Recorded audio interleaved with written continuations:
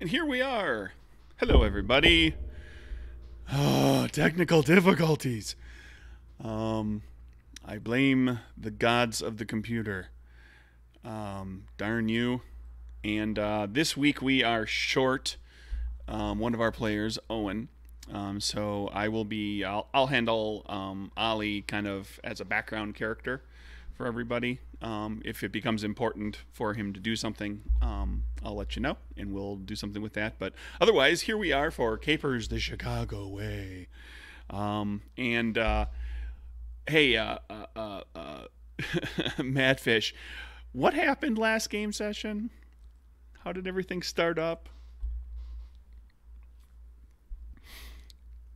Stupid computer. How did everything start up? Everything super depressing. Well, everybody got back to our Chicago, the Chicago that we all know and love. And we were all like, "Oh, great! We're home. We can relax. Everything's fine and calm." And there were no police officers shooting at us and trying to murder us and take us to jail at all. Nope. It was just a. We just got to get home and unpack. It was totally fine. Yep, no conflict whatsoever. The best kind of role-playing game. No, there was terrible conflict. And there was a lot of talking to Maggie and kind of, explaining to her what had all happened to you. The group was as best as possible, as best you could. You ended up in Sully's again, and there was just kind of a nice role-playing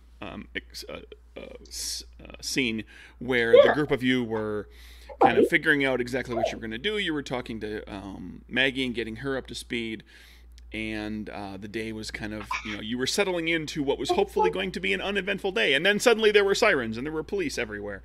And so, Chris, since this particular encounter deals a great deal with Kieran, how did all that go? Give us the basic rundown for a recap. Well, Kieran heard the sirens, and he decided that right about then would be a good time for him to try to maybe open the gateway so they could all get out of there. And that's when the police started trying to kick in the door. They were looking for Ollie.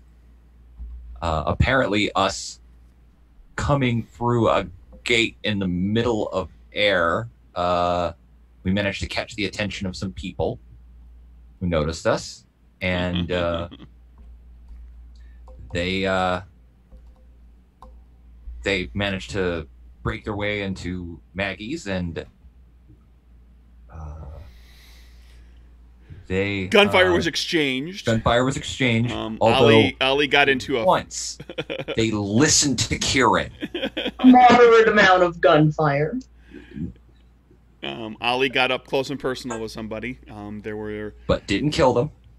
Didn't hurt them. That is true. Managed to not murder anybody this time. And then all the while this is going on, the other characters are trying to handle things. Kieran is opening a gate to get the heck out of Dodge. And it ended up being, I thought, like a nicely stressful, tense run up to all of that, because you had to kind of keep things at bay everybody else had to keep everything at bay for 5 rounds until Kieran was able to get the gate open. And it started to get away from you a little bit, where Ollie got nabbed because they were ultimately there for him, because apparently he had disappeared from a jail cell earlier that day at around daybreak, because the other Oliver was here. And when you guys popped over, that other Oliver apparently disappeared. And they were getting ready to haul Ollie off when you finally managed to get the gate open, and everybody made a break for it after everybody tried and failed mightily to shake Ollie free of the cops that were hauling him away. If we all recall that, there were multiple attempts to get away. We tried so hard. And everybody was just flipping 2s and 3s and 4s, and it was glorious. But ultimately, he did actually manage to wrench himself away at the last minute. Everybody got through the gate except for Kieran, and as it just happened to turn out for the initiative order, the cops got their turn before Kieran got his turn on that final round, and with only one target to deal with, the cops unloaded on poor Kieran, and there was much... there were many bullets flying and much dodging and weaving, and Kieran went down and the gate closed, and so we find ourselves with our group, and given that Kieran is not here because he is either dead or captured, and given that Owen was not able to make this particular session, it's all about the ladies today. At least the early decision making for sure, until we get until we get Chris back in here with a character. Just for the sake of everybody who's watching, Chris does have an interim character to play, which was selected and kind of, at least the basics of which, was designed by the other players, without him knowing. And I gave Chris, I gave you the character on Sunday so that you had time to kind of figure out how you wanted to deal with him. So, well, we basically gave him we gave him a few. It was like three or four keywords, I think, was our prompt or something like that. So. Yeah, I got. I'm super interested to see how it turned out. They gave me kind of the core concept of the character and a little bit of information about what kind of powers they might have and so forth. And so we'll get there because, ladies, you're at the farmhouse, and we kind of covered last time around that you bandaged yourselves up if anybody was injured, and kind of caught your breath and everything. So at this point, it's still kind of early in the day. It's before lunchtime, because all of this went down in the morning. So what are you gonna do? I think Satroka had a nap. Very important. Well, I mean, she did get shot. So she got shot a little bit. Only just a smidge. So she got barely shot. Barely shot. So she had a nap with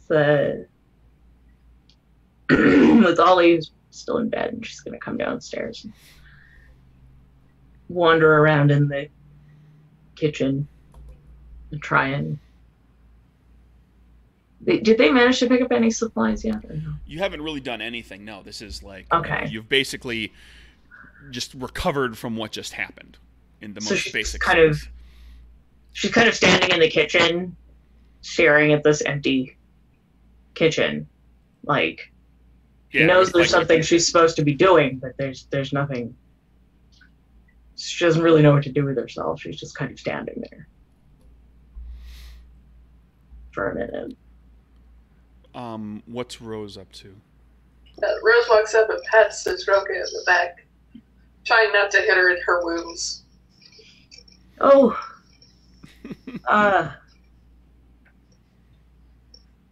of a night, huh? Yeah. You want to go out for breakfast, or are we standing here staring at an empty kitchen? Breakfast, yes.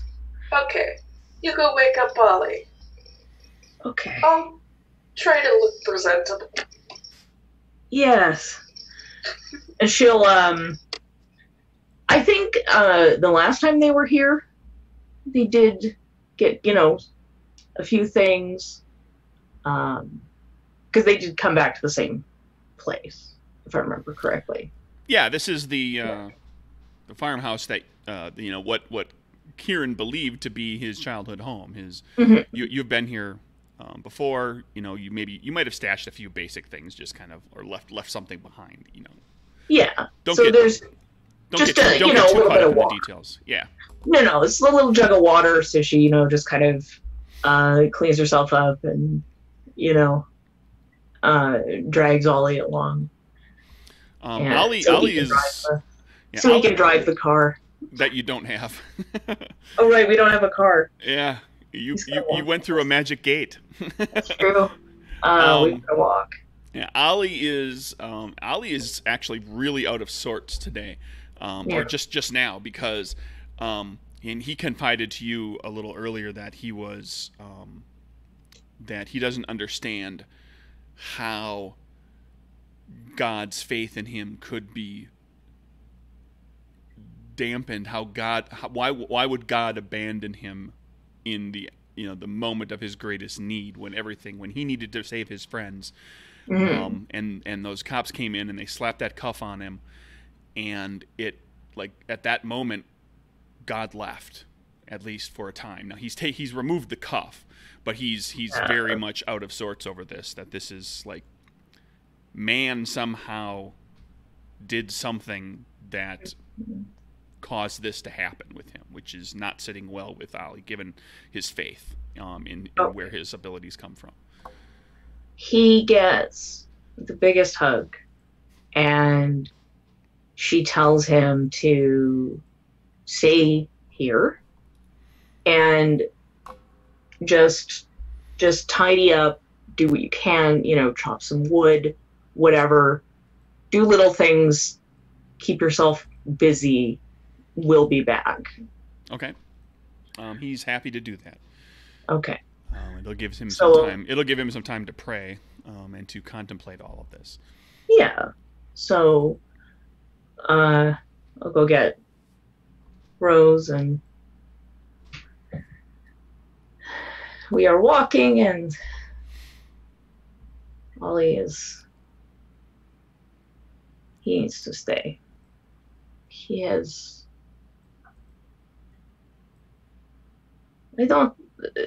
Are you Catholic?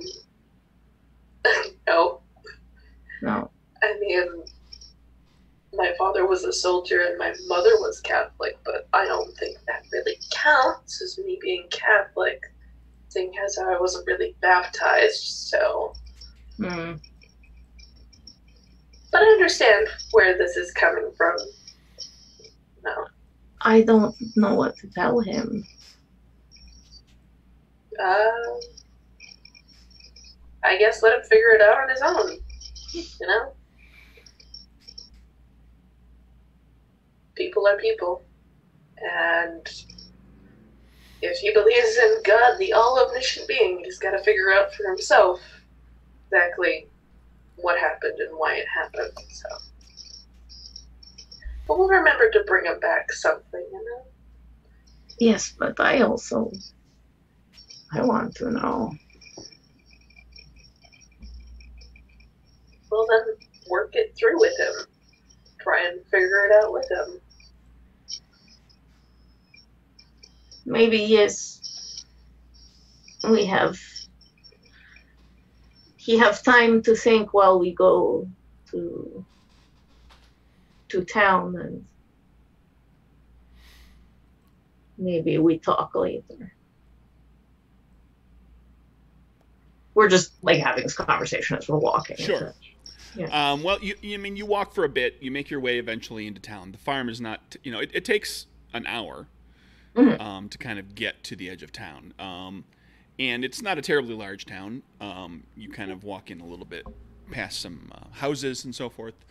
A few blocks of just kind of houses, and get to what is essentially, downtown.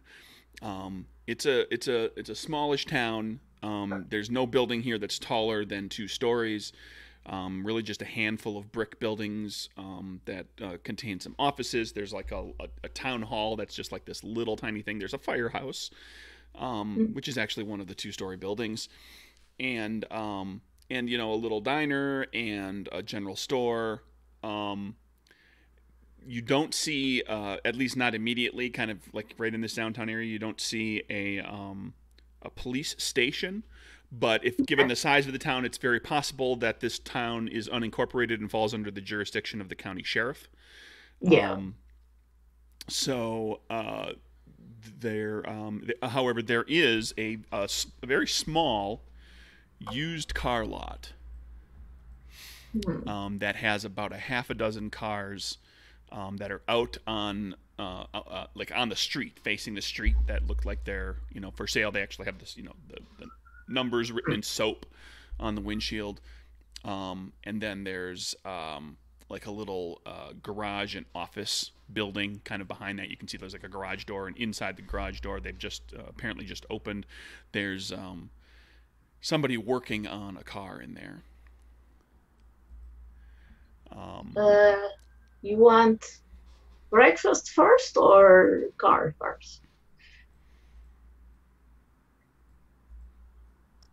I think breakfast is more important than a car right now. Okay. Besides, when we need to go back, we can always pick up a car and see if Ollie is ecstatic by his new car. Nothing on that lot looked anything like your Duesenberg, but if it gets you home, it gets you home, right? Yeah. All right, so we'll head to the diner. We'll have some nice. Actually, I don't think Satroka's had a proper meal in quite a while. You guys have been on the run quite a bit, so you've been just grabbing what you can. Yeah. Sure, you get to the diner. You get like the waitress at the diner, and then the cook in the back. They kind of give you a look when you come in, and the waitress is kind and friendly, and prompt and provides good service. But you do kind of get the look from the few patrons that are in there, because you've all dealt with this before. You're all out of towners. You're all strangers. So everybody kind of looks and's like, and then they hear you at any point where when Satroka speaks to Rose, even if it's relatively quiet, at some point somebody overhears, and now people are really staring because of your accent. Mm-hmm. So as you're having your lunch, you're getting, like, you're in the spotlight very clearly. Mm-hmm. Yeah. But she's just sort of putting on her game face, and she's just acting like she doesn't even notice. She's being a perfectly normal patron who happens to be very hungry, and they still have a little bit of money. Well, you've got money, actually. We've got money, so that's one thing we've never really spent a lot of time really looking at the finances. Well, yeah, like the money that you've scored and the stuff that you've sold and all that sort of stuff. I mean, each of you has, we're okay. Like So a wad of cash on you, easily. Yeah. Enough. So I'm getting a lot of. She's making sure she's filling up on a proper meal right now. And she'll just say, well, we stop at the general store, I think, but then also maybe we buy a cheap car just to get back to, or just to get around and figure out what we do. Yeah, I think that's a good idea, seeing as how we're apparently way too fancily dressed for this place. Well, I am thinking there's maybe other problems, but we are just they will be friendly after a while. Don't worry. Bobby, you're muted. Yes. Bobby, you're sitting in the diner, and just wrapping up your late breakfast, getting ready to head across the street, and see if you can't sell a car in this little shit town that you live in. And you hear a woman with a strange accent remarking from a table just a couple tables over that she and her friend. Her and her girlfriend are looking to probably buy a car. Okay. Bobby turns around and looks at him and notices that they are both very attractive and way out of his league. But these are the prettiest ladies who have walked into this town in a long time, so he's going to do his best. He straightens up his tie, he grabs a napkin, make sure his hands aren't sticky or covered with anything. And then he does it again. And then a third time, just to make sure. He pulls a little comb out of his pocket and is about to try to slick back his hair. Then he goes, "No, got to use the comb." As you notice, he's got a kind of like a bald patch starting to form in the back of his head. That is not from male pattern baldness. There is another reason behind that, which will get revealed later. Okay. But he combs his hair, makes sure everything looks about as nice as he can get it in his slightly worn-looking, kind of threadbare suit, and he turns around in the booth and goes,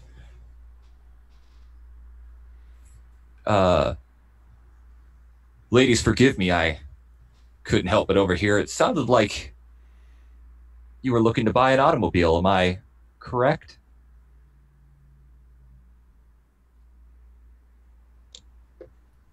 Oh, You are forgiven, but yes, we are looking for one.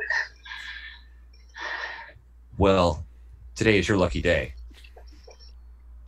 Oh. Bob Bell. They call me Honest Bobby Bell. And it is a pleasure to meet you. If one of you extends your hand, he takes it and kisses it and goes, "Enchanté." She's trying really hard not to giggle when he does this. When he takes your hand, it is clammy and just the slightest bit slick. She kind of, after, she very casually wipes it off on her napkin. But, she's been eating a lot of food. Yeah.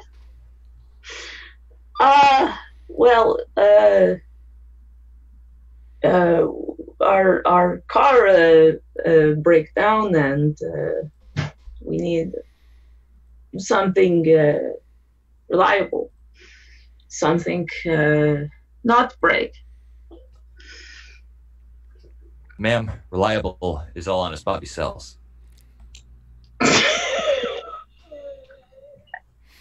I'm pretty sure that's true, except we haven't seen the car yet, so just a slight bit of doubt there. Let me tell you something. As soon as you two get done with your dinner, which, by the way, and he motions over to the waitress, is on me. You come right across that street. I will make sure that you ladies are treated with the utmost care and respect. That's the Honest Bobby Bell guarantee. Internally, Bobby is like, "Oh my God, she wiped her hand. Oh my God, are my hands clammy? Oh my God." He's trying to wipe his hands off nervously and starting to sweat a little bit.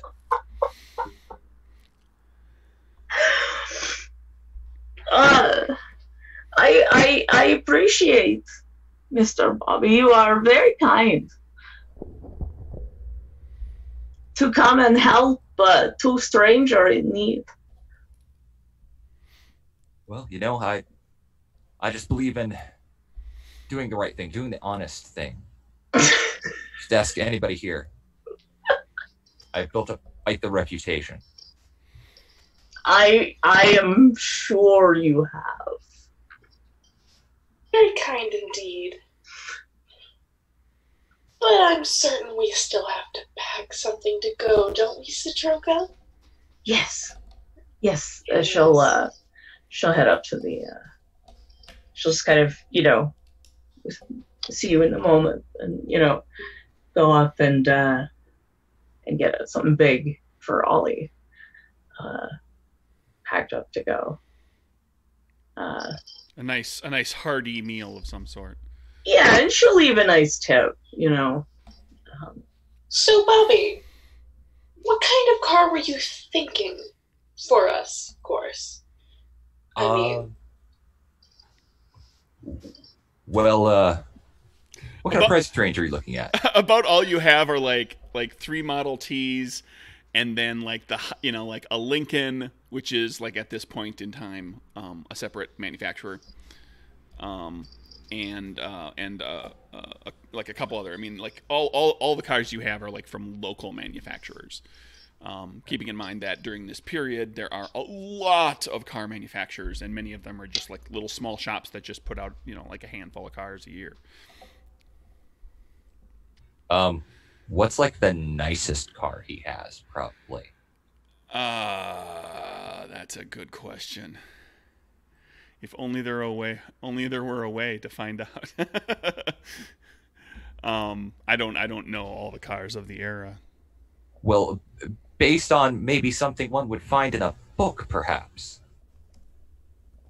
Maybe not an exact brand, but just like sort of general description of a car. Do I have anything that would be relatively like luxurious or fast or anything like that? Sure. You've got like an open top sedan, like it's like it's a 4-door sedan, but a convertible top. Okay.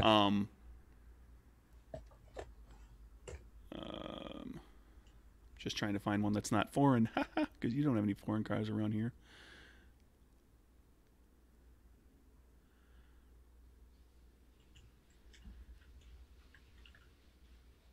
We'll call it a Talbot 30 series. Talbot? Okay.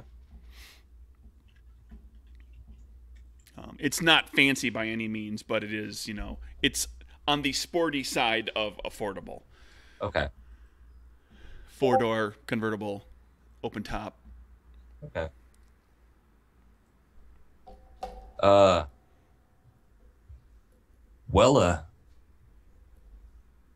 don't you walk across the street here with me? We have several very affordable cars over there. Got some Ford, some Lincolns, Talbot.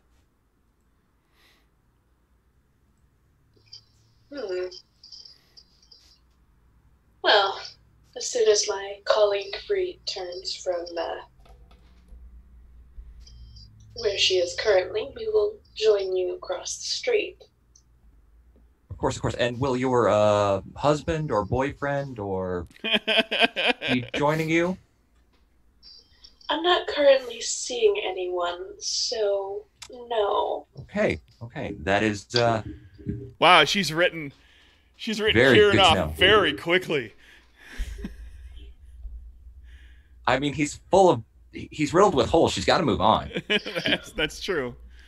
Honestly, they didn't say they were dating, and No. she's already kind of dating Thomas, but kind of not dating Thomas. Yeah, I know. I just like making fun because you two are the worst couple, whereas Ollie and Citroka are the best couple. We're the mom and dad of this lovely little game. Dysfunctional family. Yeah. The mom and dad who are right on the verge of getting a divorce. Yeah. Yeah, but aren't certain about it because they still feel something towards each other. Well, they didn't want to break up because of the kids. Like that's what it's really about. But that's what they keep saying anyway. That's what Daddy keeps saying. Mommy keeps saying that it's going to happen anyway. And also, where's the wine? Yeah, so she'll come back with a big thing of food, and and then follow them out to the car lot. Okay. Scene wipe to the car lot, where Honest Bobby Bell is ready to sling a deal, I assume. Yep. So, What kind of automobile are you ladies looking for? Well, Ollie like fancy car, but I like that one. And she'll point to that. What was that one you said? The Talbot, the open The Talbot, yeah. She'll point to that because I think it's something she hasn't seen before. But, she'll also look at the Model Ts and go, but, Well, what would you prefer, Citroka? Would you prefer something that's easier for us to get shot in, or easier for us to burn to death? It's a tough choice. In Model T, you can also jump out if car go in the water. True. But want to make sure that there's no accidents with our car, seeing as how our last car had a bit of a mishap. So yes, we're lots just of covering accidents. all the bases mentally. Yes. We have lots of accidents. Yes. Yes, Bobby, you are hearing all of this. Far be it from me to pry too much, but what line of work would you ladies find yourselves in? Just out of curiosity. Well, Citroka here is a jeweler. She mainly does stuff like setting jewels into jewelry, selling pieces. So she carries a lot of jewels around in different cars. This tends to get the mafia on us because, they would like to steal what she's made and sell it themselves.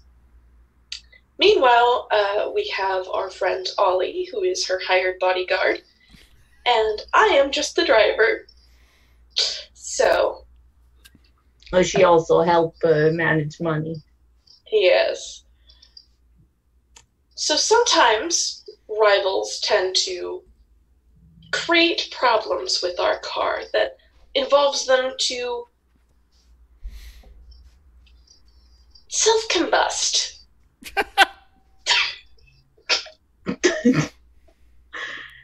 Yes, and jewelry is very cutthroat business sometimes.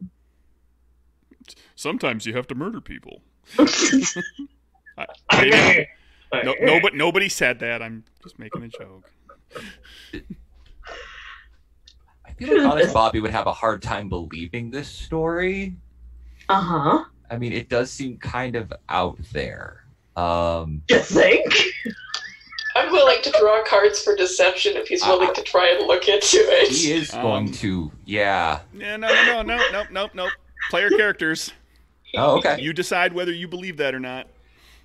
Yeah, Bobby doesn't buy that. Yeah, Not that he says anything. I mean, this is for the benefit of the listeners and me. Yeah. So he's just kind of looking at you like, mm-hmm.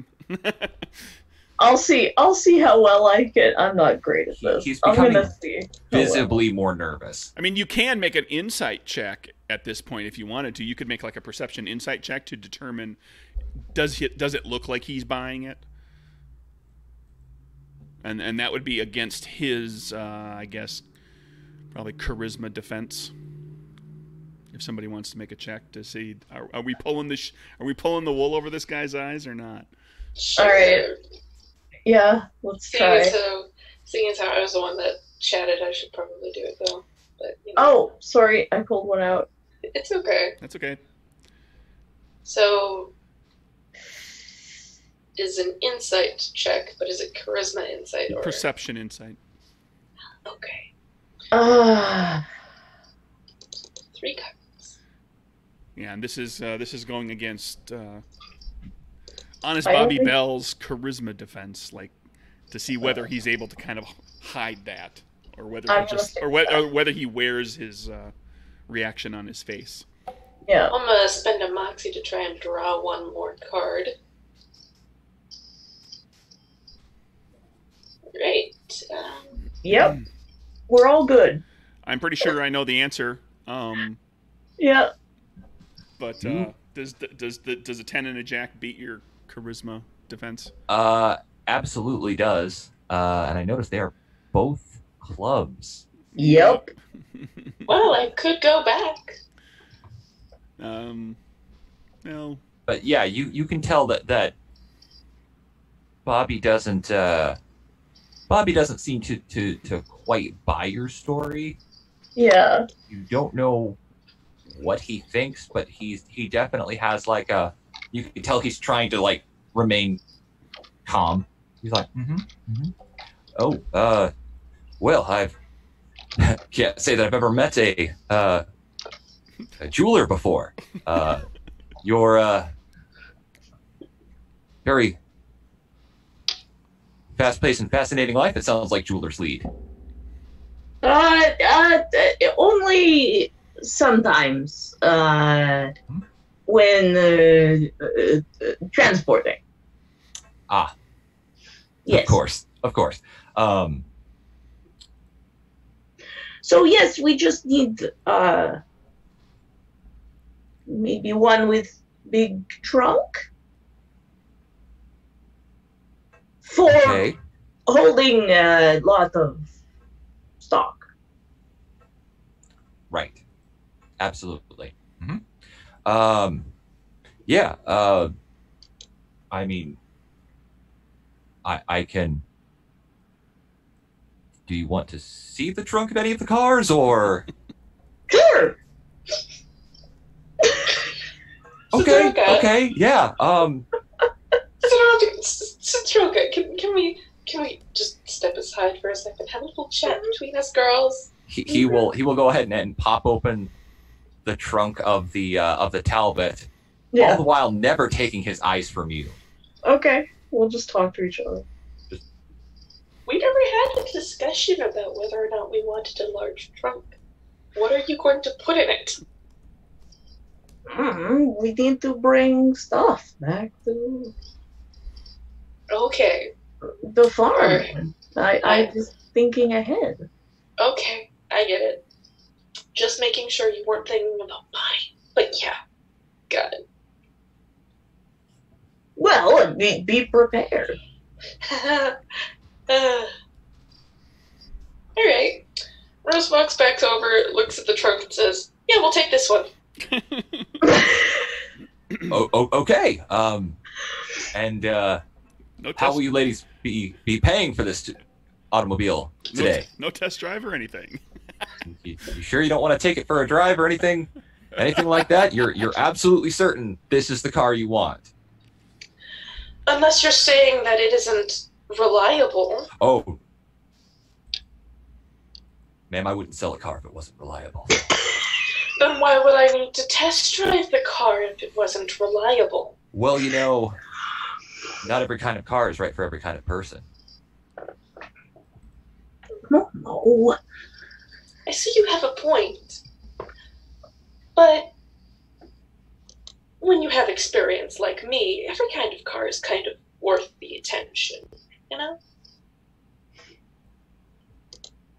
Sure, yes. Absolutely. So unless you're saying this car isn't reliable and that I should test drive it, then yes, I will gladly test drive the car. Otherwise, we're taking it. Okay. And are you paying with cash or? I thought we're supposed to sign a contract first to make certain that the car is ours. Otherwise, I cannot give you any money. Yeah, you'll have to sign over it. I mean, if they're Yes. if they're paying for the whole car, you'll have to sign the title over. Yes, that is generally how car sales work. Then please take me to the contract so that I can sign for the entirety of the car. Absolutely. Right this way. Rose just follows Bobby. Satroka, stay with the car! Bobby Oh yeah, she's like loading stuff into it and leads you into the office and opens the door. Oh, She's what a gonna- gentleman. Maybe She's you going can to head go in into first. the. She's also going to head into the general store and start picking up some stuff. Okay. Unless you're looking for anything kind of weird or out of the ordinary, the assumption is that general stuff you can find. There's no dynamite or grenades or anything like that. Bobby gets out the paperwork and opens up a couple drawers, gets out the necessary files, and sort of opens it up and goes, well, I mean, it's all clear right here. The terms and conditions. How will you be paying today? In cash. Don't worry about it. This is a $500 used car. You you do know that this is a $500 car, right? Yes, and you do know that I work as the money holder of a jeweler, so we're making this happen whether you like it or not. Oh, jeez. Take my money! Take my money! I wasn't, ma'am. Let's not get under the wrong impression. By no means was I denying you sale of this car. I was just, You were doubting the fact that I could carry enough cash to pay for the car. well, Thus it's a doubting little, the purchase in itself. it is a little unusual for people to carry around $500 in cash. It's not really all that unusual when you're with a jeweler every single day of your life. The only She people who care- buys so many different jewels to set it to so many different pieces of brass, silver, and gold. So pretty certain that I need just as much cash as she can make. I would have thought that only people that carried that kind of cash were gangsters. Not this is the internal monologue of nobody that's there. I'm just having fun. Well, ma'am. Here, just go ahead and fill out the paperwork, and if you've got the money on you, then Rose signs the paperwork as her mother Sure. and pays for it. so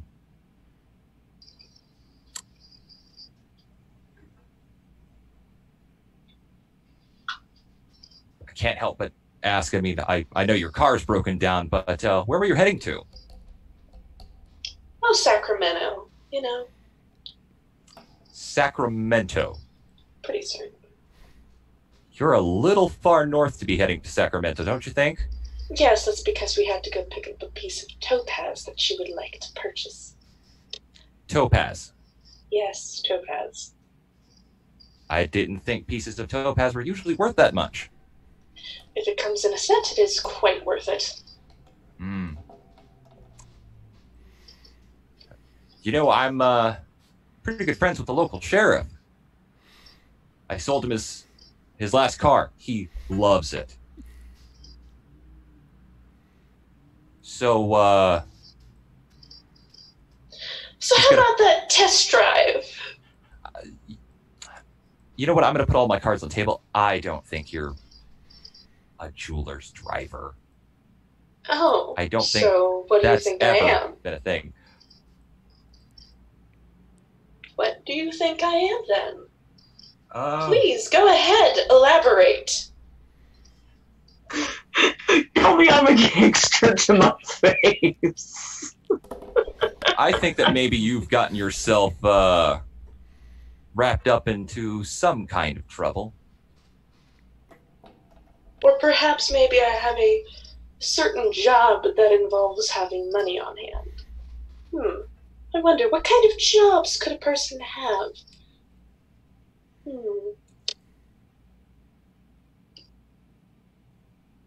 Or maybe I'm the one causing the trouble. So, here's the thing.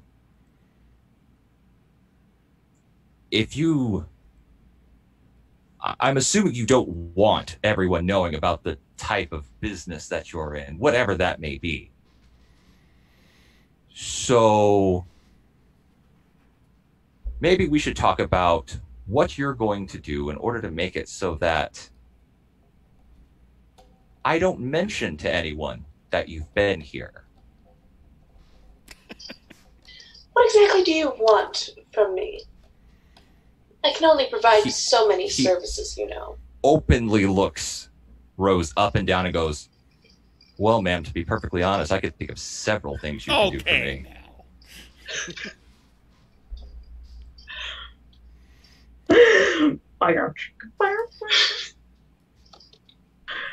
What was that? Oh, the Penthouse Forum. That was it. Dear Penthouse, I can't believe this happened. That was it, yeah. This sort of thing never happens to me. So you guys are talking, and Satroko's like gone to the general store. Can she also get booze there? Can she get booze this early in the morning? Yeah, there's nothing like top shelf or anything. There's pretty rot gut kind of stuff. If you, I mean, basically, you do the thing where you ask at, you imply some things and you slide a $5 bill across the table at the counter, and if they have anything, they'll hook you up, and it's gonna be like rot gut kind of nothing. Oh yeah, but who cares?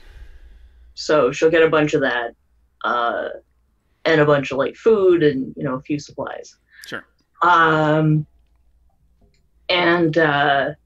she's loading up the car because she's just assumed Rose is, hanging it.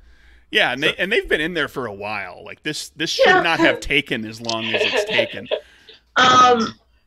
Yeah, so she's just occupying herself with that, and loading up the car and picking out a few extra things and some clothes and stuff, and so by the time they get back, she's completely loaded up the car. I'm just gonna state for a fact, Bobby, that I'm not the kind of woman you take to bed on a whim. I'm the kind of woman you woo into said bed. So, unless you can prove to me that you're worth me providing you a night with my bones, I guess.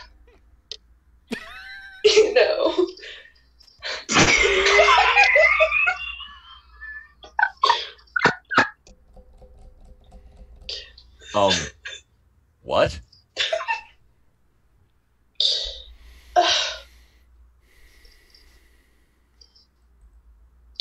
Jumping my bones, I meant to say, but as she invents a term.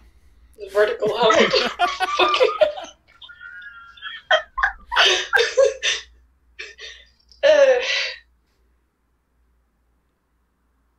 Unless you can prove to me that you're worth my time spending that type of physical currency, I would think not. Well, I mean, there's other types of currency if you'd be interested in that instead. I mean... True. But you still haven't told me as to how much said currency you would be after for me to leave this place without much worry or hassle. But then again, I could always leave just right now. She picks up the contract, gets out of her seat, walks towards the door, and not have to deal with the rest of this conversation. Yes, but you will still be without a car. And this is the only car lot in town.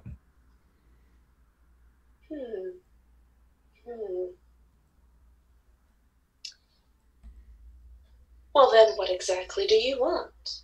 I don't know. $1,000 sounds pretty nice.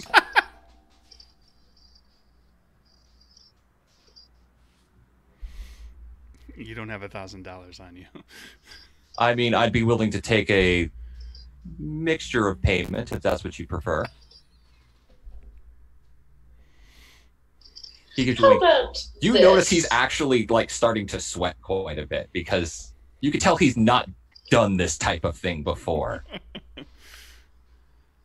How about this? Rose walks up to him, touches his cheek, and says, I take the keys to the car, and I don't put a bullet in your ass, as she pulls out her gun and aims it towards his face. When you put your hand to his cheek, it sticks to it. Gross. Like glue. Not like he's kind of sticky and moist. Like glue. Your hand is stuck to his face. Well, that is disgusting.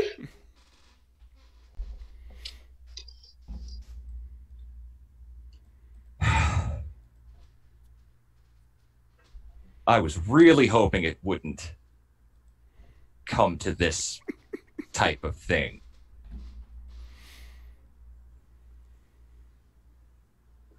Look, As was I. put the gun down. You don't want to do this. Are you going to release my hand from your skin if I do? Look, I didn't mean to do that. It's just sometimes I get nervous, okay? It happens. It happens to people sometimes. I'm not proud of it. Rose looks down towards his pants and back up, like, nervous, huh? I grab her gun and melt it. Okay. Rose is now out one gun. Yeah, for simplicity's sake, he reach, like, you've got the gun right in his face, and he snaps up with one of his hands and grabs a hold of the gun. Doesn't really move it away from his face at all, but then, like, out of his hand oozes a secretion that starts to coat the gun, and the gun starts to smoke, and parts of it start to fall apart. And there's now an acrid, acidic smell in the air. Rose drops whatever's left of the gun. Okay, you've made your point. Let me go.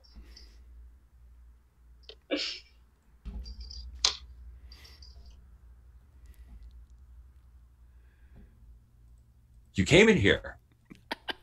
You pulled a gun on me. And now you want me just to let you go. Give me a reason I should.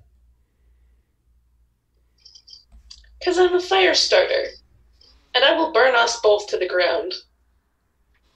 Satroka out in the parking lot. Yeah, You look over kind of like, where the hell are they? And you look, and there's, through the window, you see these two having Rose has her hand on his cheek and has a gun in her hand. And he grabs the gun, and then she suddenly drops the gun, and they're having a very, very heated exchange.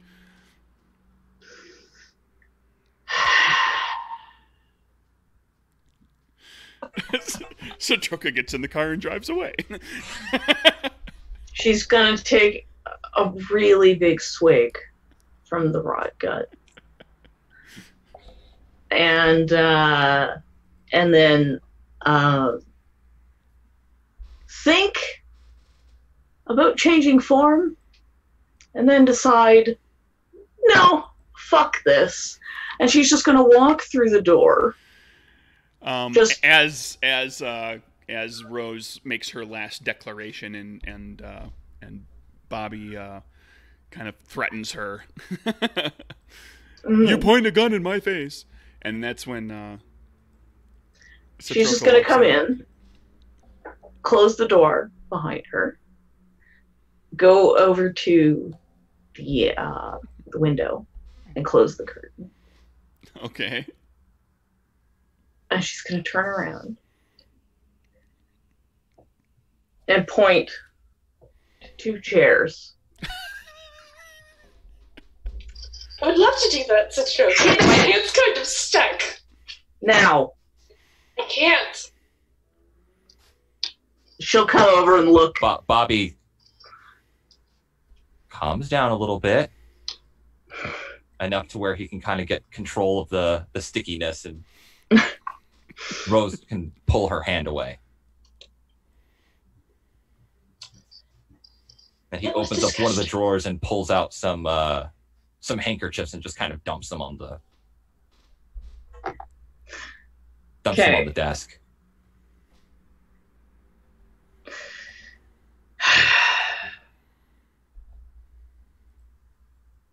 Look, this is not your office. You can't just come in here and... Enough.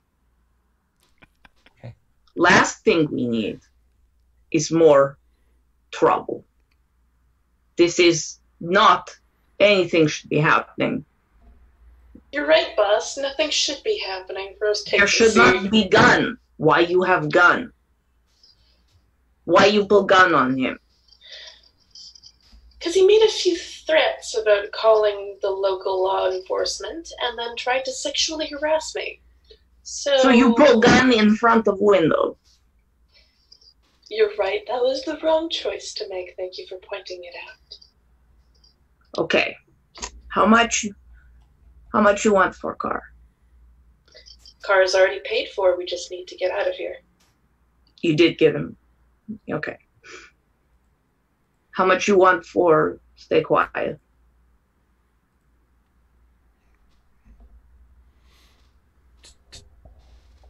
$250? She will reach. She'll like dig around. She kind of reaches into her skirt, or no, she's wearing pants at this point. She's wearing something more functional, and she pulls a handful of things. She pulls out a couple of things, and she's like,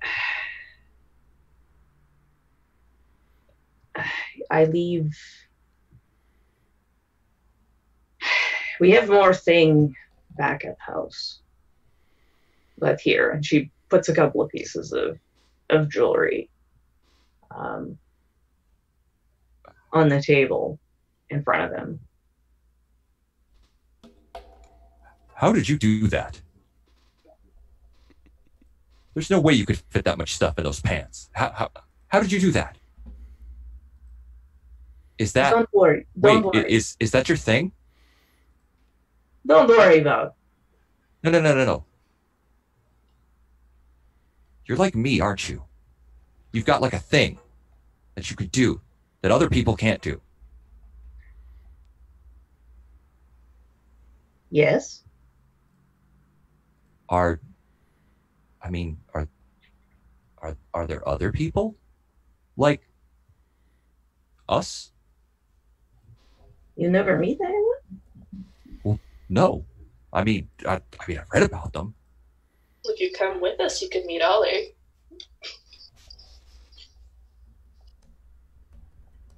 Maybe you help.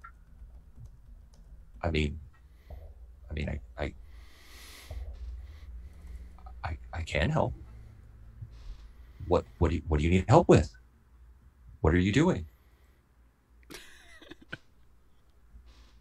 We have a lot of problem. Maybe you can help with some of them. I can do some things. And Ollie, but the thing we do, this cause problem. People not like it very much. They try to control. And maybe they not like very much that I steal their thing, but I need to make a living.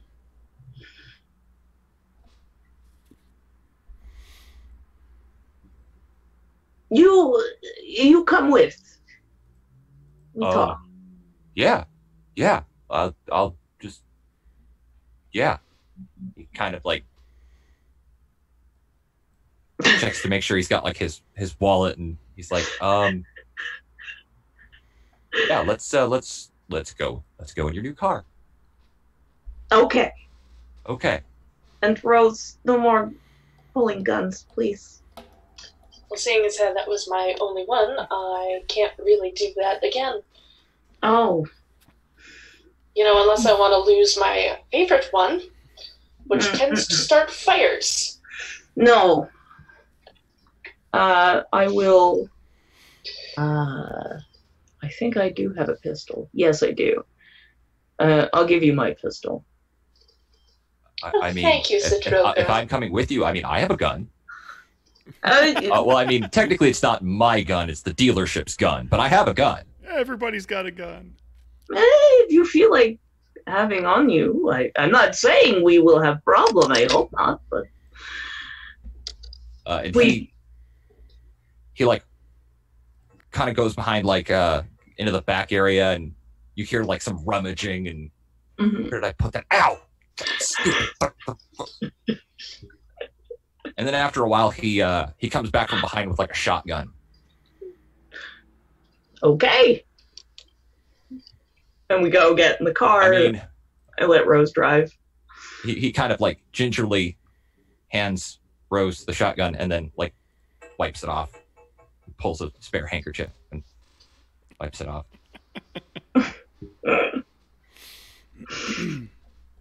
Rose takes a hard look at the shotgun before saying, "Yeah, no, I work with 6 bullets, not 2. I mean, beggars can't be choosers. This is true. I will take Citroka's gun and I will pay her back for her gun." Alright, so I'll let you drive. Rose drives! Yay! First time driving a car! Yay! Not true. Exactly. She did try driving one car. She drove a car by herself and then decided to take off on everybody. Oh, that's right. The alternate universe! Yeah. But she wants to freak out this dude a bit more because she doesn't like him. If you need someone to drive, I'm a pretty good driver. I want to talk. Yeah, absolutely. You sit back there and you talk, and I'll drive. Okay. Yeah. So what this thing you do?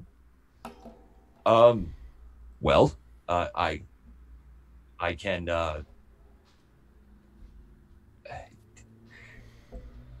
it's not as great as it, I mean, I can't do what you did. I just get, it's kind of gross. I get sticky.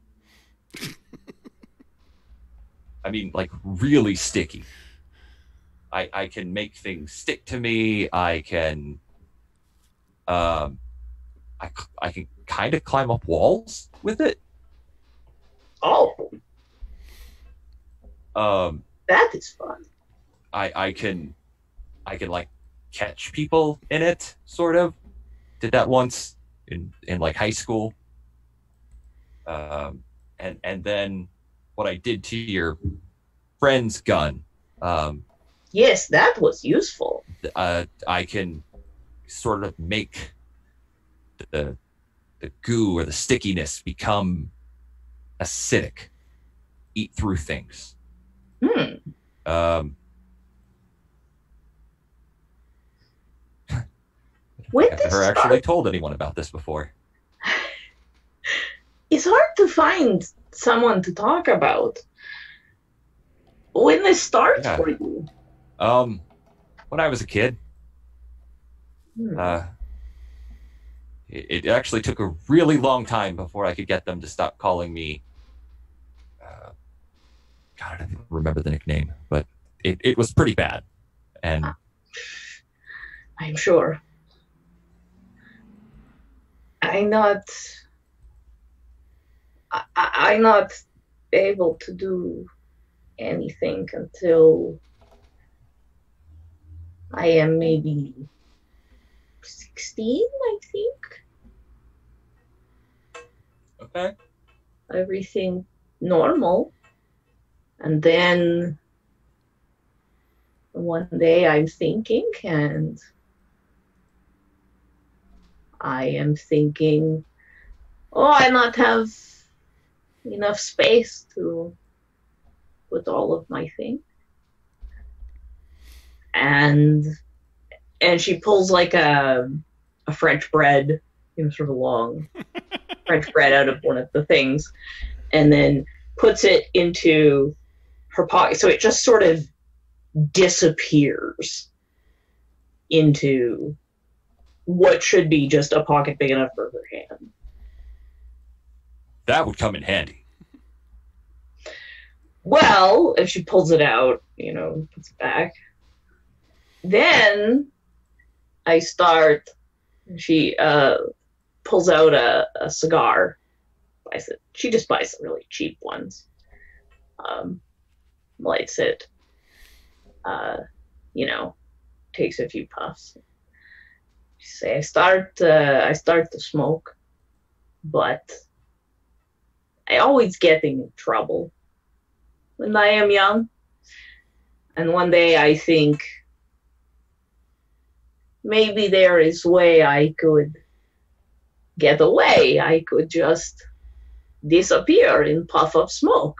And so, as she takes a big puff from her cigar, and then just turns into this sort of person-shaped cloud of cigar smoke sitting in the chair that used to be there where the person used to be. Citroka, I think you shouldn't do that when we're in a car that has pretty certain no roof. Yeah, and the top's down right now, but there's starting to get blown away, and then she You're actually, by the time she's doing this, you're out of town. Yeah. It's a small town. You got out of the downtown area pretty quickly. So she'll kind of have to pull herself back together and. And please do not turn into wait, we just bought this car. I don't want to have to clean it again. And at least clean any car again, really, but. She'll reform into a person. And so now I did this thing I do. So I'm guessing you guys are like gangsters or something, right? That depends on your point of view there, bud. Yeah. He's got this childlike glee in his eyes. You Yeah. can tell he's in utter awe of you.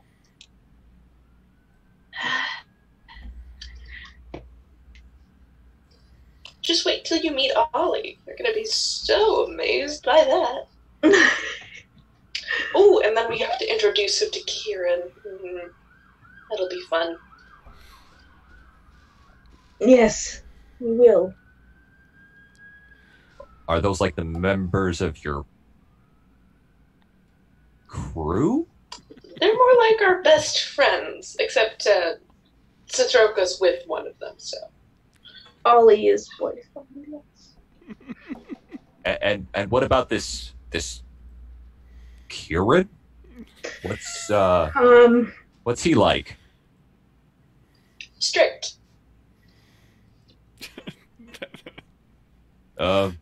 He is. I mean, does he do things too? Yes, he does. Yes. And what about you? Do you do anything? Rose pulls out her gun and says, "If I point this at people, they turn on fire. And then I clean him. That's it." Okay, that's pretty neat. Not gonna lie, that is incredible. Where did you get it from? I made it. Wow. That is just wow. Seeing as how your powers are very interesting, I may want to study you later to make something else. Oh, I mean, they're not that great. They're disgusting and. You're right, the sticky one is absolutely horrendous. But that acid one, I think, would be pretty interesting. So rude. Yeah. If it's attached to the sticky nature, that would be... His face, visibly falls when you say that. Like, and he just gets like really quiet. As you get to the farmhouse, and Ollie pokes his head out of the front door and sees a car pulling up, sees that it's you, and comes out to meet you. You have the food, right, Citroka? Because I don't have it. Oh, yeah. She comes out and, gives him a great big hug and hands over the food and,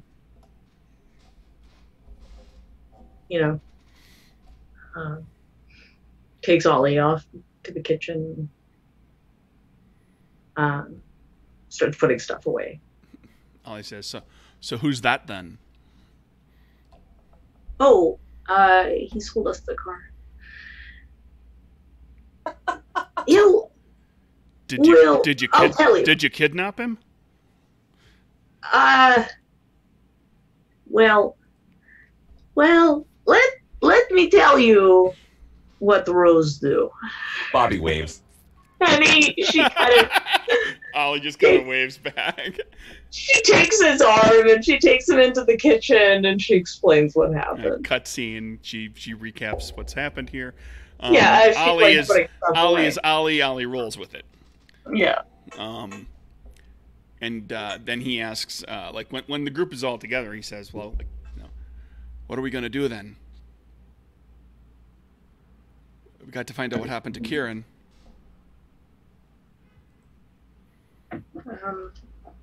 Wait, is your friend being held by the law?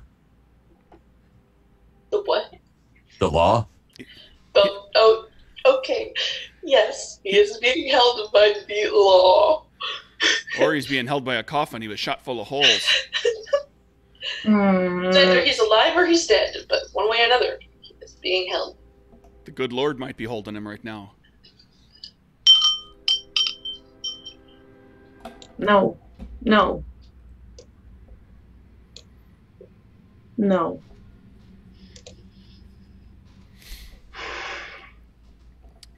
At this point, Ollie, not being a planner at all, just kind of prompts the group to, the question, I guess, ultimately becomes, what do you all want to do? You don't technically know what has happened. As players, you know what happened to Kieran, but as characters, you do not know. And it would be easy enough for you to gather some information once you kind of get back in town and get a hold of some of your contacts. You could find out what's going on, and then it becomes a question of where do you go from here? Now, in particular, with this your new compatriot in tow. So for the time being, at least, he's not immediate fodder. So I just wanted to say to the three of you, because if we're doing a jailbreak, I think I could actually maybe help with that. My acid can eat through just about anything. Yeah, as was proof with my lovely weapon, but yes. That is good to know. That would be useful. A lot more useful than stickiness. I can climb up walls. I can shoot my acid a really long way, Okay, well, the first thing, we think Kieran probably in the hospital. Because they shoot him lots. It's either that or he's in the graveyard. No. You just don't want to believe that. No. I would also like to not believe that, but we can't know for certain. I will believe that he is in hospital. Okay. And so we need to find out, but they know us, but they don't know Bobby. So You want a new guy here to sneak into a hospital unprovoked. well, he not need to sneak in if he's Kieran's brother or something. That's fucked up. What does this Kieran look like? Yes, he doesn't know what Kieran looks like here. Not like you. You would maybe have to be cousin or something, but... No, you don't look same at all. I mean, so this Kieran friend of yours, he got shot. Yes, and maybe... What we need to know, I think, is just, is he okay? Or what is happening? And then we can decide. But we think there be police there also because they are waiting for us. And also maybe arrest him.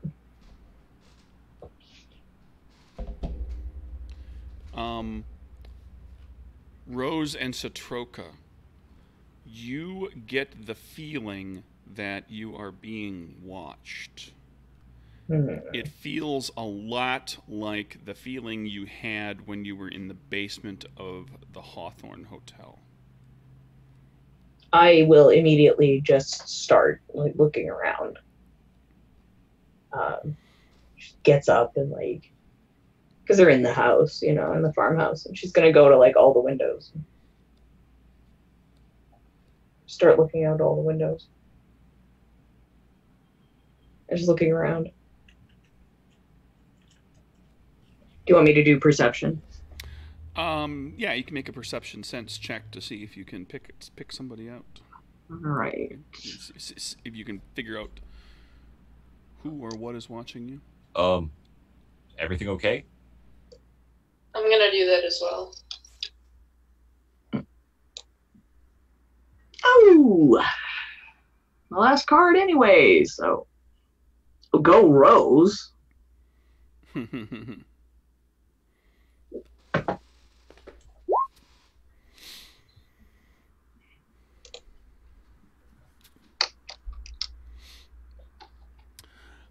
You go looking, and you do not find anyone. There's no actual physical person. You don't find anybody hiding around a corner or anything like that. You give the whole house a good scouring, and looking out into the yard and everything, and out by the car.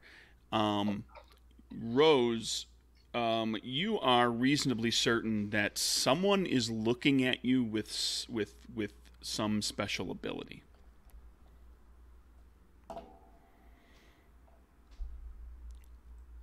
Well, that's lovely. Satroka, I think it's time that we left this area, because I don't think we can trust it anymore.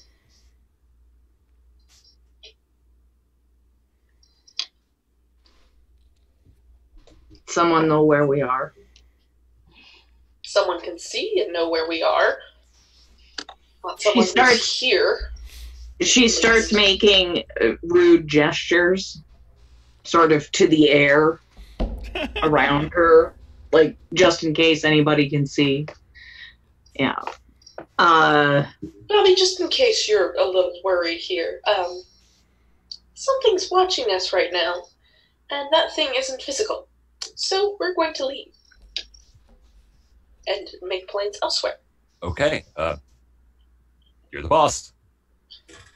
No, actually, she's the boss, but you get it. Well, not really, but okay, let's go. And she'll, Was that Kieran guy your boss? He's more like the planner type thing, but he's smartest person I ever met. He is very organized, so kind of.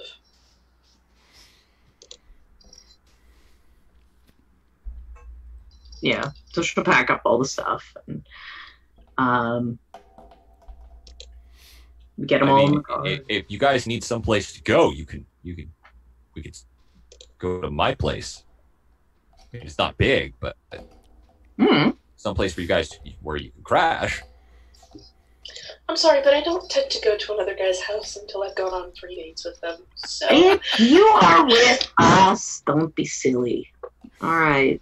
Oh, no, I wasn't. I mean, I would, but not like that. I mean, dude, he just kind of stutters on for like another minute or two. We pats just Bobby on the shoulder like, it's okay. Maybe next time.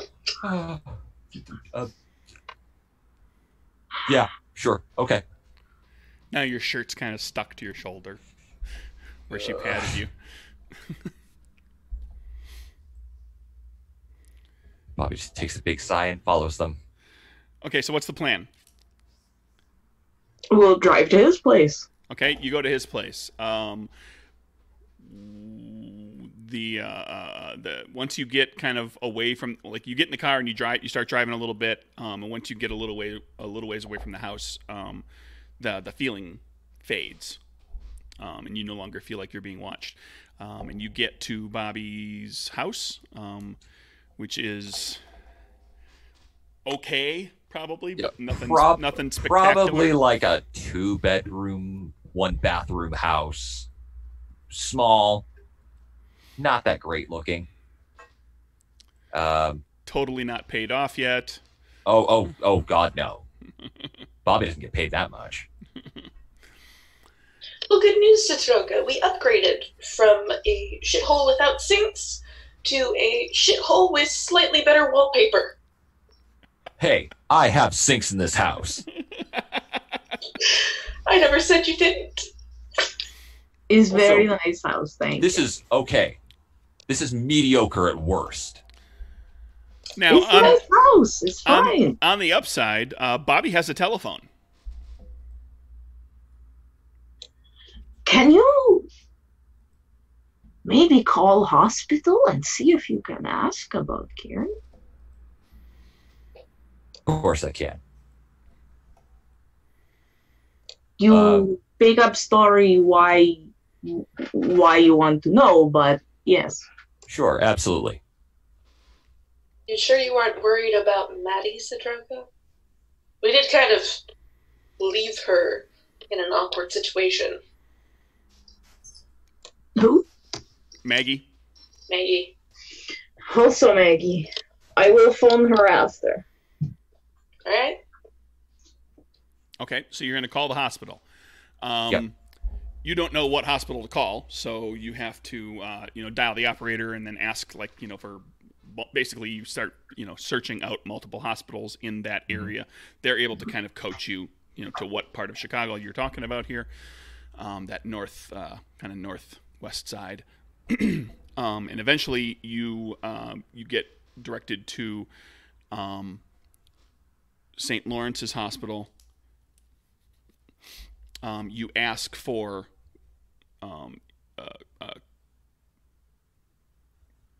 what's Kieran's last name? I'm blanking. It'd be Kieran O'Sullivan. Kieran O'Sullivan. It's there on the screen, idiot. You ask for Kieran O'Sullivan, and you get a long when you called earlier to other hospitals, you would get a pause as they had to check to see right. look at their records to see if anybody's in a room with that name. Here you get a very, very long pause, and you hear just faintly, and you can't make out specifics, two people in the background are kind of talking to each other in very muffled voices, like somebody's holding their hand over the phone receiver, and there's a protracted conversation, and you wait a long time. And then somebody else comes on the phone, other than the person, the receptionist that you got, the desk clerk, and that person says, "What's your relationship with this gentleman?" This is County Sheriff Cunningham. I have reason to believe that this Kieran O'Sullivan may have been involved in some crimes in my jurisdiction. Last I had heard, he had made his way up to Chicago and gotten in some sort of trouble. At least that's the rumors my informant is feeding me. So I was wondering if you had him currently in your custody. All right, here we go. Charisma deception. Yep. You slick shyster of a used car salesman. Okay. First draw is Queen of Hearts. Ooh. You know what? I've got 3 more draws. I'm going to see if I can't do better than that. I can spend Moxie to go back if I need to. 4, 7. I will spend a Moxie. Or no, I need to use my temporary Moxie. Yeah. The Moxie that's up on the table is the Moxie that's off the table. That's Kieran's Moxie for when he comes back. Okay. All the Moxie on the table is the Moxie that you're all playing with. I will spend my Moxie to go back to the Queen. Go back to the Queen. The voice on the other end responds, Mr. O'Sullivan is in the custody of the Chicago Police Department and the Bureau of Prohibition. If you want to talk to somebody, if you want to talk to someone about any specifics of the case, you're going to need to come here. Tarnish, and I suppose I will have to fill out a mountain of paperwork, am I right? No doubt.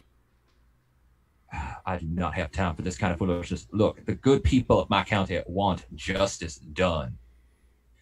But I understand rules are rules and all that. So, very well. I'll see if I can get one of my deputies to make the trip. Thank you for your assistance. I appreciate it. They hang up. Well, I've got some good news. Your friend is alive. Well, that is something. Apparently, he's in the custody of the Bureau of Prohibition, though. That doesn't sound too good. Well, good job, Bobby. You've made yourself useful. And for the record, too, when they you say... You could be a little condescending. When they say the Bureau of Prohibition, they are referring to... That is code in Chicago law enforcement circles. When they say the Bureau of Prohibition, they are probably referring to Agent Elliot and her crew. She's a Prohibition agent.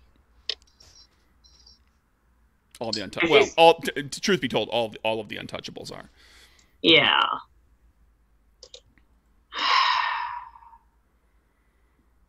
Well, if he is not dead, then he will talk his way out of the situation. I think we should wait and see where he go, what happened. Maybe we hear from him or something. I mean, unless they do something bad to him. What if they break him?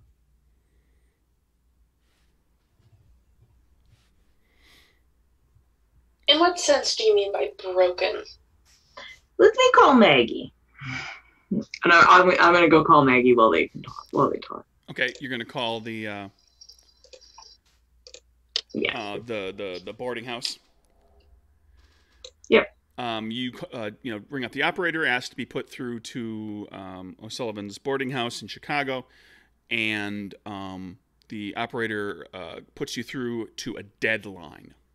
The operator comes back on and says, "I'm sorry, but it appears that number is not in service anymore." Okay. She'll have to be put through to her parents. You get put through to the jewelry shop. Your mother answers the phone, who you have not spoken to in some time because over on the other side, Mom wasn't there. She tries not to get emotional. Says hi. She's speaking in Russian now. Sure. Just asking how things are, and everything all right? Everything is good. The business is well. Your father has been difficult lately, but that's not to be surprised. Why? What is he doing? She goes into a story about how and they've had these arguments before. Like he's good at his business, he's good at his job, but Yeah. like the handful of times that his business has taken a leap forward, and he's expanded and kind of gotten more customers, and he's moved into a larger place and everything. Every time that happens, it's because she comes up with a great idea. And every time she tries to come up with a great idea, every time she's pitching some sort of idea that ultimately ends up paying off, he resists it. And you get the feeling over the years that it's partly pride on his part, that he doesn't want to be told how to run his business, and it's but as time has gone by, you've come to realize that maybe it's not as much pride anymore as it is just this dance that they do. Yeah. And he kind of enjoys like pushing back against her, because he knows that when he finally does give in and she makes the suggestion and it turns out to work well, that it's going to make her very happy. So it's all kind of it's all part of a little ploy that he likes to.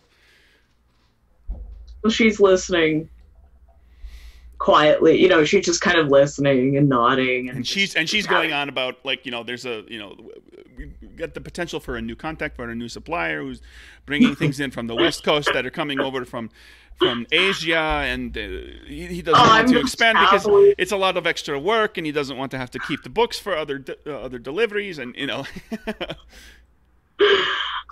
she's just so happy to be listening to her mother. She just kind of lets her go for a while.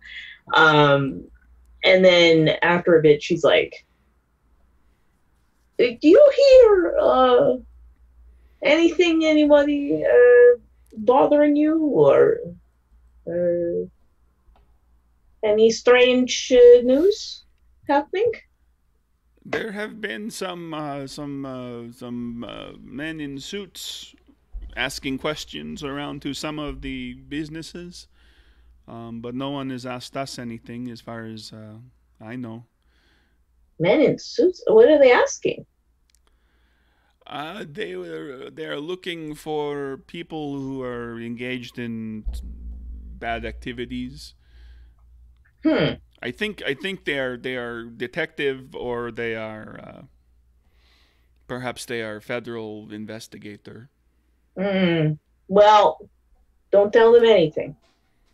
Of course not. Okay. She says that with like a little bit like, really? You just told me that? Who taught you not to tell the police anything? Like that's the undercurrent of her comment. Don't start treating your mother like she is old and feeble until she is old and feeble. No, Mama, you'll never be old and feeble. I love you. Oh, God willing, someday I will be. I want to you be will here be old, but never feeble. I want to be here for a very long time. Okay, but I go now, but I check in a little while. I'm out of town. I will see you soon. I love you, daughter. I love you, Mama. She hangs up. And she said that all in Russian, so right, she'll come back. That was all in Russian, yeah. So she'll come back, and they are federal agents asking questions, poking around. Maggie's phone is off.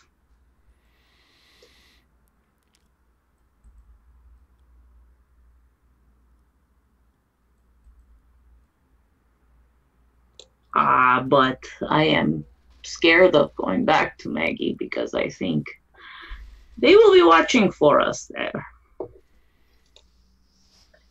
You're right, they probably will be.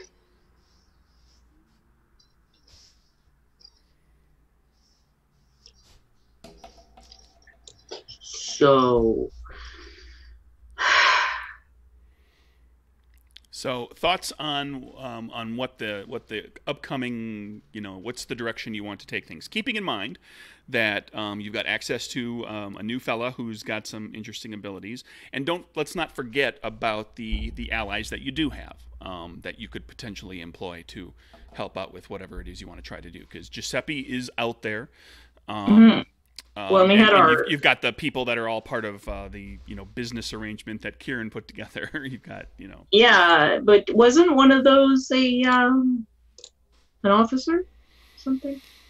Kieran had an in with a federal agent. Yes, not one of the Untouchables, but one of the other agents working out of Chicago.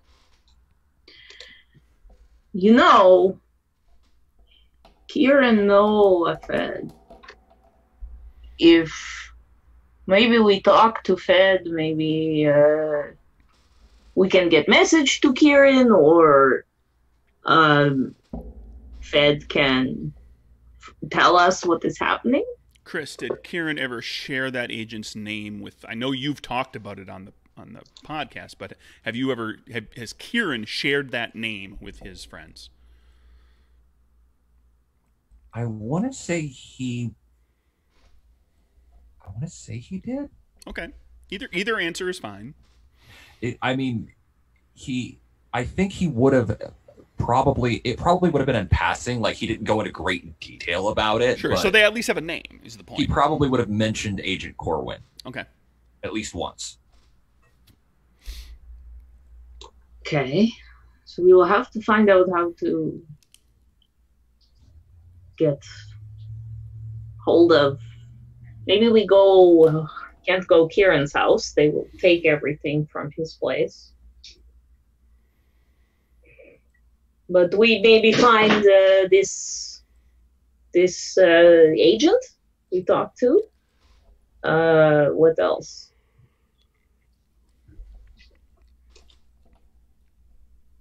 But I not want to cause much trouble, and I not want to get a lot of attention. We want to keep quiet because we already in a lot of trouble and get into gunfight with officer that is bad.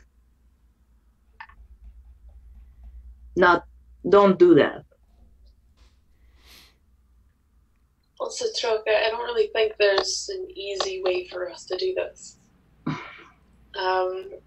Sure, we can get in contact with the federal agent that Kieran knew, but we're going to also need some backup, just in case.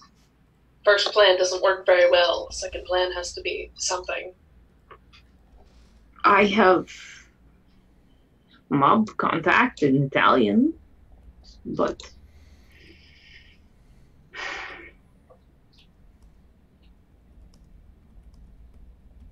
I don't know what they can do for us.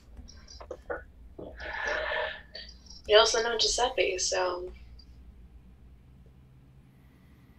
I think we reach out maybe to everybody we know. Yeah.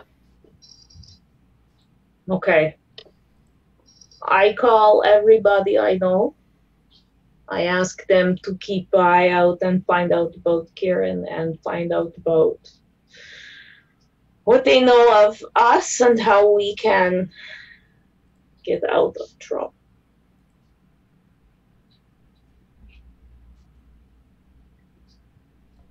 So she'll go get back on the phone. Okay.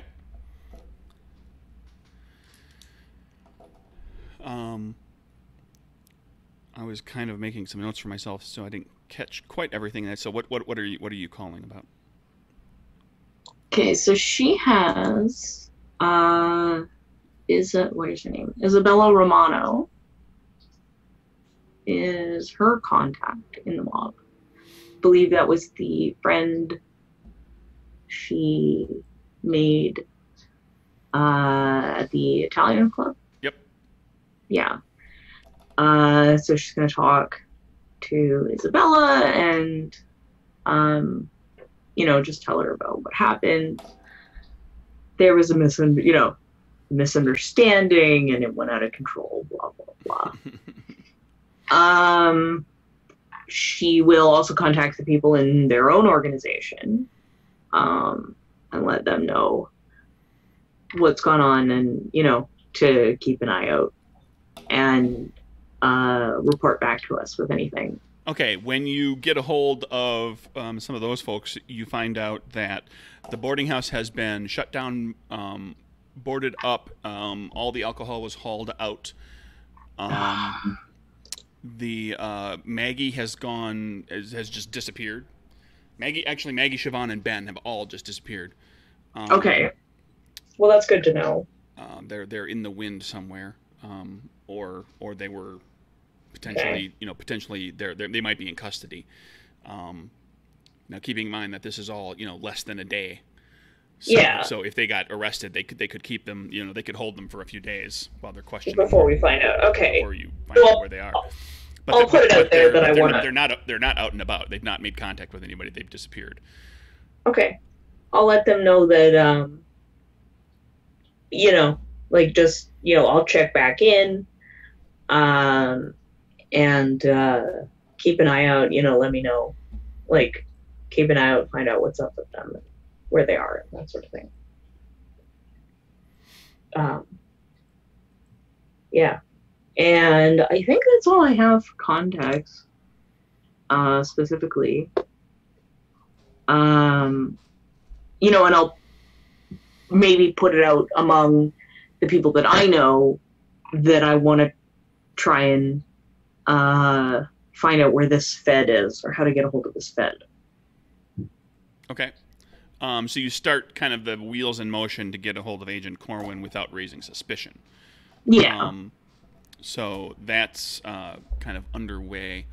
Rose, did you have anything in particular up your sleeve as we kind of start to wrap up here in preparation for next time? Yeah. Rose is going to, after Stroke has done her calls, call Giuseppe and, tell him what's what, how's it going. That Kieran got captured and we're about to try something, though we might need backup. Giuseppe says, well, I'm sure I can, pry myself away from whatever's going on. If you need help, you just let me know. I'll make sure to let you know. I owe you. I owe you a lot. You don't owe me that much. Heck, if anything, I owe you more because you and well, let's just say I found out a few things about my childhood that went wrong. So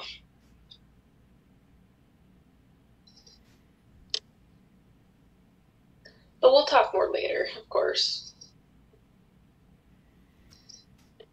You know what the great thing is about childhood? If a lot of shit happened to you, you can just put it behind you. You can make yourself new. That's what I did. Yeah. You buck up, Rosie. You'll be all right. I'll do my best.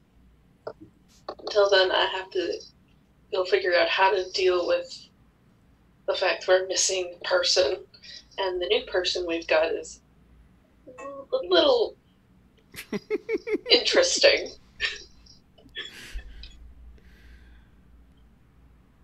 All right, then. Giuseppe doesn't really know how to answer that. Oh. All right.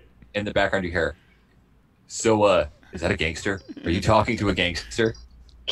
So, yeah, I'll call you back when, if we need backup or when we've got this sorted out.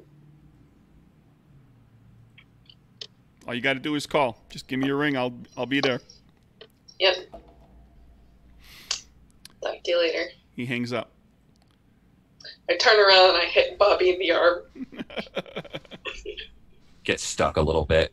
Oh, I'm so sorry about that. Just either unstick me, dude, or I'm going to punch you in the gut. Yeah. Just you got to give me a minute. I get nervous and I get sticky, and I know that's gross. It's gross because so many things in life are sticky, dude, and I don't want to be around them. I know it's gross, but so if I help you guys out, I'm gonna be like a made man, right? Cut scene. Because that's totally not how it works. Cut to for the benefit of Chris and for the benefit of the viewers. Your characters obviously don't know any of this, but we'll just kind of leave our game on this. Cut to St. Lawrence Hospital, and you're in a hospital room, and it's it's a 1920s piece of crap. It's just metal frame bed. It's St. Lawrence Hospital, so it's Catholic. It's a Catholic hospital. It is staffed. All the nurses are wearing kind of almost religious attire. They've got the little nurse hat and everything, but there's it's very black and white almost. They're not quite wearing a habit, but it's kind of close. Doctors with the band and the big metal reflector are walking about, and inside of one of these rooms in it is a room that is made to hold 4 patients. There are 4 beds in here. However, 3 of them are empty, and they are unmade. In one bed, farthest from the door, nearest to the window, lies Kieran. He's in a hospital gown, a white cotton hospital gown with multiple bandages. And bruising on different parts of his body where blood has, not all the bleeding happens outside. Some of the bleeding stays on the inside, and it causes bruising. And he's looking like he's in very bad shape. He is conscious, but not overly animated. He is talking to a woman. That if you've seen the newspaper reports over the last year or so, you know that this is Agent Vanessa Elliott who is talking to him, and he is speaking to her very kind of quietly, hoarse. He can't get a lot of volume, but she is furiously scribbling things down in her notebook as he talks and spills whatever it is he's spilling to her. And that is where we are going to close the scene for this week's game. So, awesome. Ta-da! Awesome. We'll have to think a little bit amongst the group of you. We'll get Owen caught up at some point here when he's kind of back amongst us, because he's kind of busy. Yeah. And figure out what it is you're ultimately planning to do. And Chris, you might end up playing Bobby for another session, depending on how everything shakes out. I would be perfectly happy with that. I love him. I love him too. Funny. We will get to Kieran. We will get to Kieran at some point, but certainly we haven't quite got there yet. So that may be we may end up doing that. So we'll have to talk a little bit in between sessions to kind of figure out where you're planning to go. And a lot of it depends on how much time you allow to pass, because right now Kieran is Kieran is not in any condition to be getting out of bed. So if some time passes, it becomes a whole different kind of beast. And by time I mean, keep in mind he is a caper. He's a superhuman. So he, even if he doesn't heal as quickly as Ollie does, he does heal faster. So he'll be up and about faster than like a regular person would be. But he's certainly not ready to get up, here 6 hours after he got shot up. Yeah, so we gotta kind of think about a little bit what that's going to be, and we'll come back next week and we'll find out more. But for the next game, I would like you to level up your characters as we top out to level 5, and that includes Bobby. Go ahead and level him. Why the hell not? And as we enter, so inspired by meeting other capers. He's like, da-da-da-da. Like I'm not sure. I'm not exactly sure how a used car salesman got to level 4 to begin with, but I didn't want to throw him into the mix as being, I didn't want him to be a considerably less versatile character. I wanted to make sure Just he was fun. entirely by accident is how I see it. Yeah. Every adventure he's ever had has been an accident.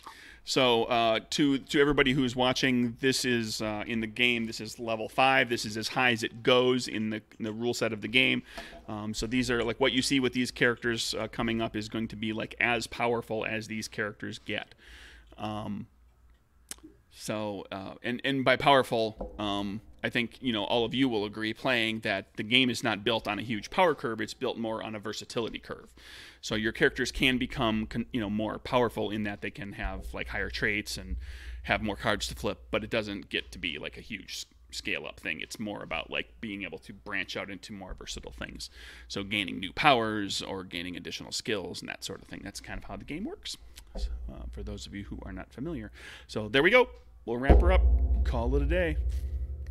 Call it a game. And I'm going to say bye-bye.